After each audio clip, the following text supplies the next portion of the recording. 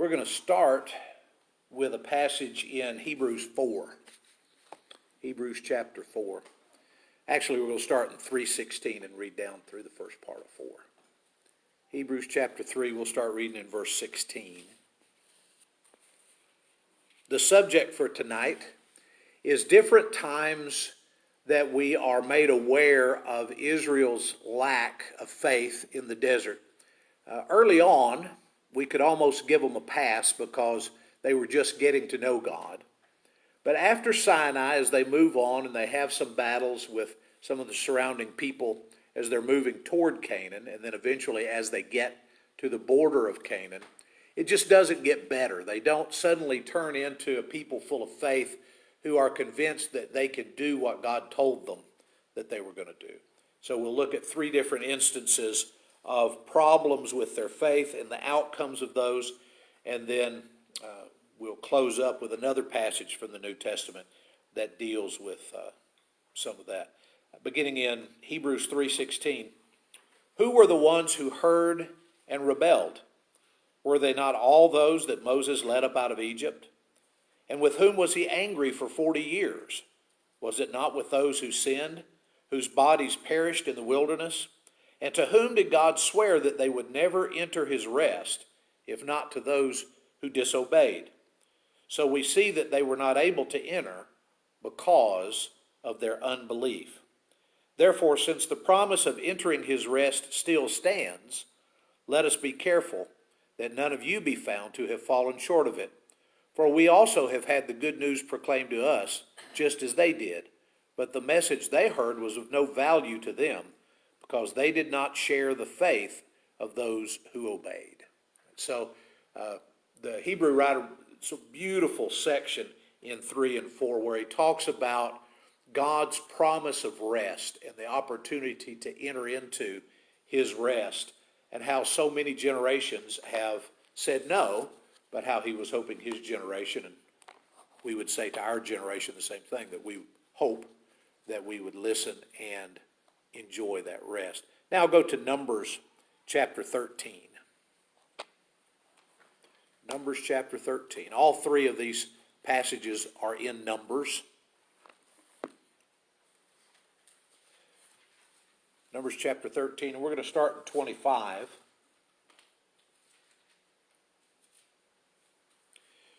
There's a long list of where they went and what they did, but bottom line, 12 spies went in, one from each of the tribes, to go in and find out if what God had told them about the land of Canaan was accurate.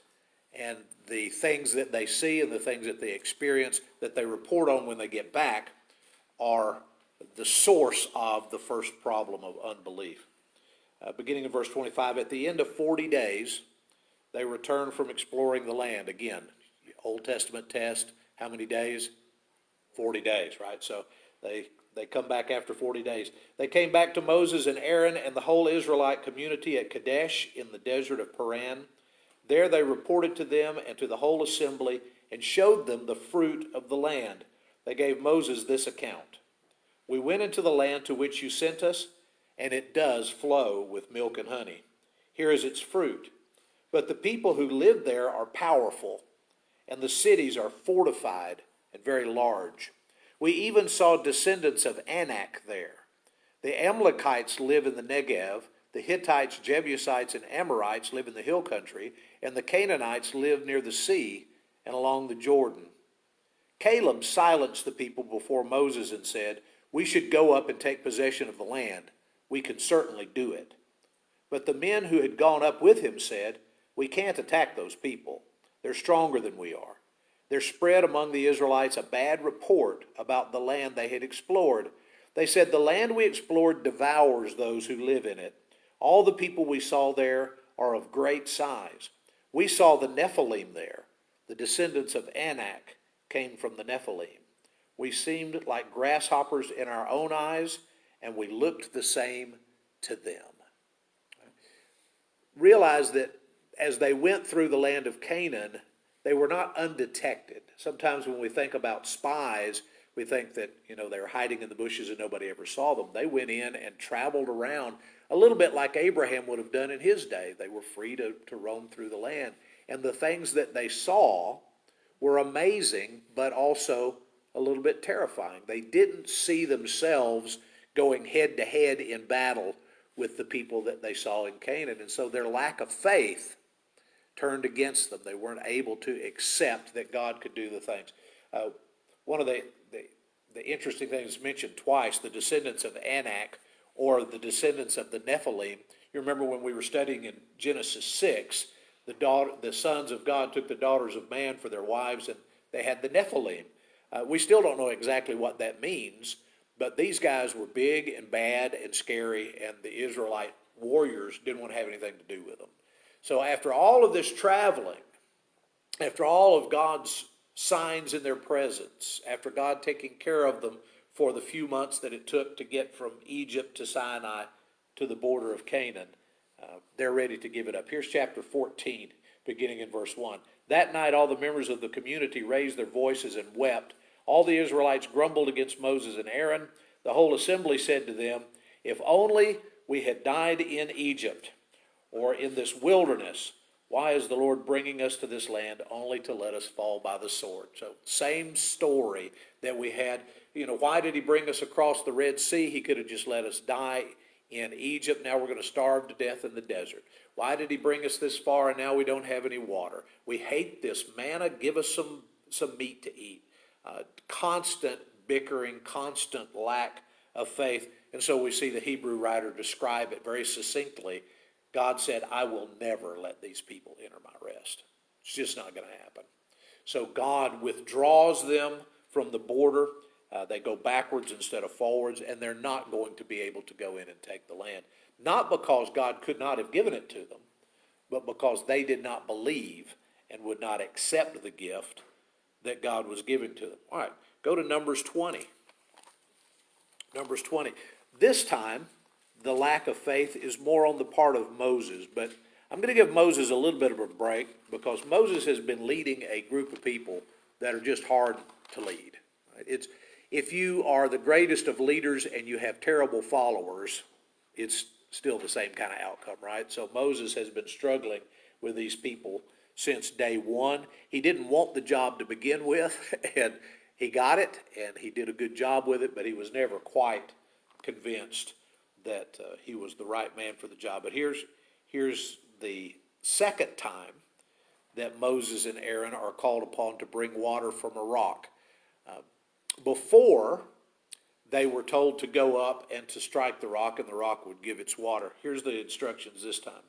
In the first month, the whole of the Israelite community arrived at the desert of Zin. They stayed at Kadesh. There Miriam died and was buried.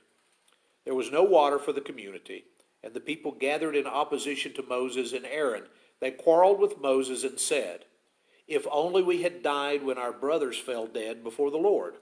Why did you bring the Lord's community into this wilderness that we and our livestock should die here?" So now they've changed their tone a little bit because there's been a couple of times that God has struck down people in their community. So now they're saying, well, God could have just killed us too. That would have been better than dying of thirst out in the desert. Why did you bring us up here out of Egypt to this terrible place? There's no grain, no figs, no grapevines, no pomegranates, and there's no water to drink. Moses and Aaron went from the assembly to the entrance of the tent of meeting and fell face down. The glory of the Lord appeared to them. The Lord said to Moses, "Take the staff, you and your brother Aaron gather the assembly together.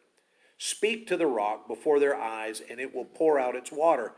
You will bring water out of the rock for the community, so they and their livestock can drink." So Moses took the staff from the Lord's presence, just as he commanded him. He and Aaron gathered the assembly together in front of the rock, and Moses said to them, "Listen, you rebels, must we bring water out of this rock?" Moses raised his arm and struck the rock twice with his staff. Water gushed out, and the community and their livestock drank. Did they get what they went to get? Yes, God gave them water. Did they get it in the way that they should have gotten it? No. And the problem is not so much that he struck the rock. What's the problem? Moses takes credit for himself and for Aaron of bringing water from the rock. Must we keep on bringing water from this rock for you. He doesn't say, why are you questioning the Lord? He doesn't say, why does the Lord have to do this for you again? Just do Aaron and I have to keep doing these things.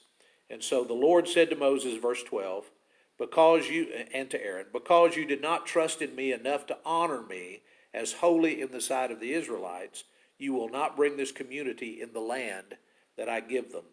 These were the waters of Meribah, where the Israelites quarreled with the Lord, and where he was proved holy among them.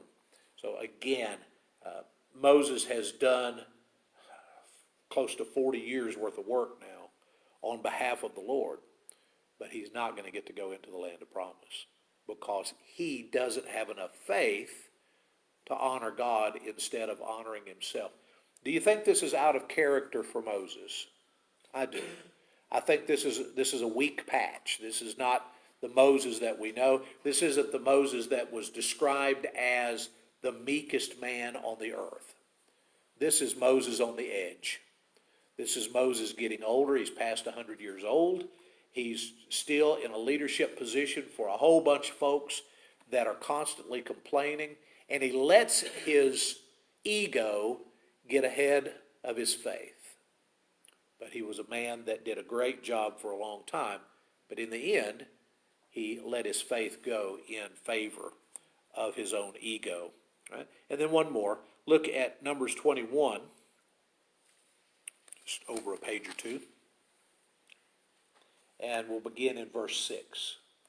No, let's begin in verse 4. They traveled from Mount Hor along the route to the Red Sea to go around Edom. But the people grew impatient on the way. They spoke against God and against Moses and said, why have you brought us up out of Egypt to die in the wilderness? There's no bread, there's no water, and we detest this miserable food. So after God's been sending the manna all these years, they don't want it anymore. They're complaining even about the food that he's giving them. Notice that they were on their way to go around Edom. The Edomites are the descendants of Esau and should have welcomed them with open arms. Please come in and stay with us while you're getting ready to move on into the land. No. They refused entry. They said, if you come through here, we'll attack you. So instead of going to war, Jacob versus Esau, they back up and go around. But this is not forgotten. As you read through the Old Testament, you'll find other passages where the fact that Edom did not support Israel coming through the desert is brought up again. They were known to, even after Israel was established, if Israel's enemies came in and defeated them, that they would kind of come in from the back door and get some of the spoils. So the Edomites, even though they're cousins, distant relatives of Israel, they never quite get that close connection that you might have expected that they would have when they came back. When Jacob came back from Padan Aram, Esau welcomes him with open arms. They don't move in together and have one big happy family, but they do come together as brothers and accept one another. But when they get back from Egypt, that's just not the case anymore. All right. They traveled from Mount Hor along the route to the Red Sea. I've got that. Verse 6. The Lord sent venomous snakes among them. They bit the people, and many Israelites died. The people came to Moses and said, we sinned when we spoke against the Lord and against you. Pray that the Lord will take the snakes away from us. So Moses prayed for the people. The Lord said to Moses, make a snake and put it up on a pole. Anyone who is bitten can look at it and live. So Moses made a bronze snake and put it up on a pole. Then when anyone was bitten by a snake and looked at the bronze snake, they lived. Now God could have done two things, at least two. God could do anything, but at least two things that come to my mind. He could have just gotten rid of the snakes. He allowed the snakes to come in the first place. He could have put them in reverse and taken them back out. That wouldn't have been a problem.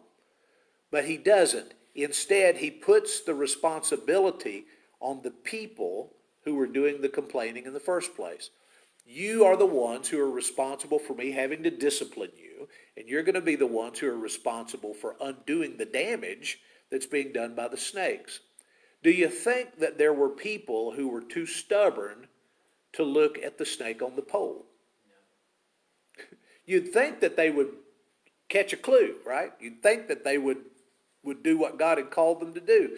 I don't know whether there were any that just died for the sake of it, but human nature being what it is, there may have been a few that were unwilling to be disciplined at all. A lot of folks just don't, even if they see the good in the discipline, they reject it just from a sense that they want to be in charge of everything in their life. But he made a bronze serpent and put it up on a pole. In any scientific imagination, does looking at a snake on a pole heal snake bite? Would anybody ever, if you were bit by a snake and somebody said, well, hang on a minute, I'm going to put a snake on a pole, and you look up here at it and that'll fix it, would you buy that? No. There's nothing scientific about this. What's the question? Do you trust me? Right? I'm giving you a way out. Do you or do you not trust me? If you trust me and look to the snake, then you can be healed. If you don't trust me and you don't look to the snake, then you cannot be healed. Look over at John chapter 3 in the New Testament. John chapter 3. If you remember, John 3 is where Jesus is talking to Nicodemus.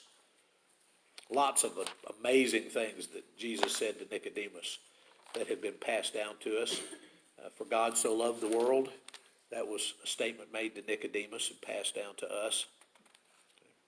We're going to look in chapter 3 and verse 14, same general passage. Just as Moses lifted up the snake in the wilderness, so the Son of Man must be lifted up, that everyone who believes may have eternal life in him. Next verse. For God so loved the world that he gave his one and only Son, that whoever believes in him should not perish but have everlasting life. So the lead in to probably the most famous verse in the New Testament has to do with Moses and that snake. There were Israelites being bitten by snakes. God says if you'll look at the serpent on the pole, you can be saved.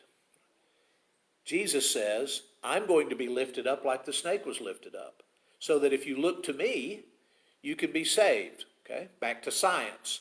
Does looking at a dying man on a cross have any way of saving us from sin?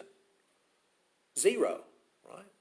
There's no way that scientifically works. But spiritually, that's what God calls us to do, to put our faith in the man who died for us on the cross, to put our faith in the man who was risen from the dead on our behalf.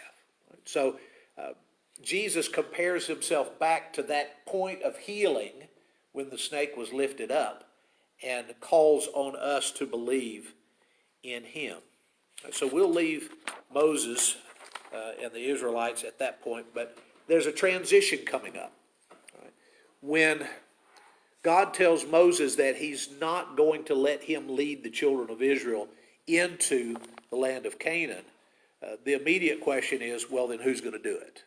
And I think most of us are aware that Joshua is the guy who's going to take over. He has been the right-hand man for Moses throughout most of this ordeal. He's been up on the mountain with Moses. He's been in the presence of God with Moses. He has led the children of Israel in battle while Moses was up on the hill holding up the rod of God as the children of Israel were fighting down in the valley. So he is the obvious choice, at least even from an outsider's viewpoint, but he's God's choice as well. I want us to look at Deuteronomy 18. Deuteronomy 18.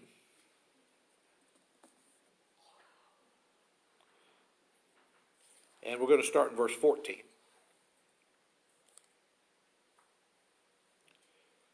Deuteronomy 18:14.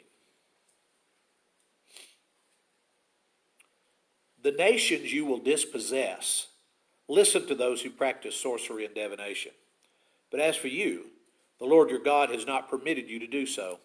The Lord your God will raise up for you a prophet like me, that's Moses speaking, from among you, from your fellow Israelites. You must listen to him. This is what you ask of the Lord your God at Horeb on the day of the assembly when you said, 'Let us not hear the voice of the Lord our God, nor see his great fire anymore, or we will die.' The Lord said to me, 'What they say is good. I will raise up for them a prophet like you from among their fellow Israelites. I will put my words in his mouth. He will tell them everything I command him. I myself will call to account anyone who does not listen to my words that the prophet speaks in my name. But a prophet who presumes to speak in my name anything I have not commanded, or a prophet who speaks in the name of other gods, is to be put to death.'